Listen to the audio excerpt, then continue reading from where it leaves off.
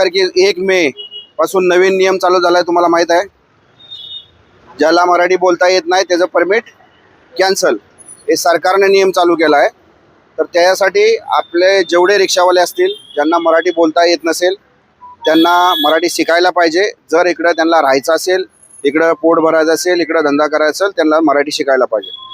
दुसरा विषय, 4 तारखेला स्ट्राईक केली, काही युनियनवाले आहेत त्यांनी स्ट्राईक केली. तुम्ही जर स्ट्राईकमध्ये सामील झाला तर आम्ही असं समजू की तुम्ही मराठीच्या विरोधात आहे. बरोबर आहे. तुम्ही स्ट्राईकमध्ये नाही सामील झाला तर तुम्ही मराठीच्या सपोर्टमध्ये आहे.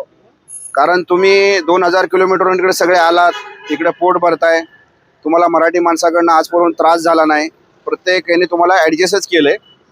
तर आता तुम्हाला ही वेळ आहे की तुम्ही मराठी माणसासोबत ताकदीनं उभं राहिलं पाहिजे आणि दाखवून दिलं पाहिजे की तुम्ही मराठी माणसाची इज्जत करता, तुम्ही महाराष्ट्राची इज्जत करता, इकडच्या संस्कृती इज्जत करता.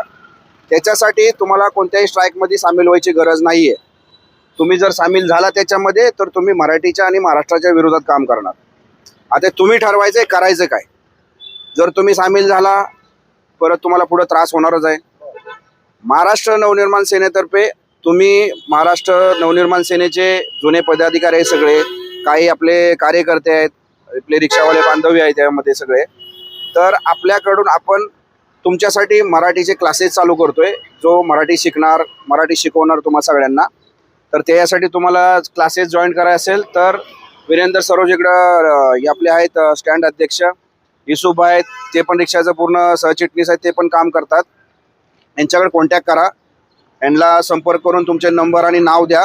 तुमच्यासाठी आपण मराठी शिकवायचा तुम्हाला 100% प्रयत्न करू. तुम्ही त्यासाठी वेळ दिला पाहिजे आणि तुम्ही आला पाहिजे. समजलं सगळ्यांना.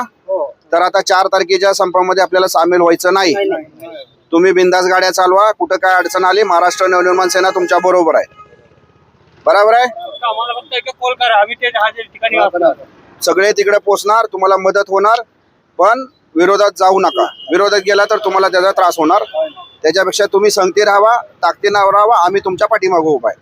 आणि ज्याला मराठी शिकाय त्यांनी संपर्क करा आणि मराठी शिका. कुणाला काही अडचण असेल, महाराष्ट्र नवनिर्माण सेनेने तुमची ह्याच्या अगोदरही मदत केली आणि इथून पुढेही करत राहील. जय हिंद, जय महाराष्ट्र.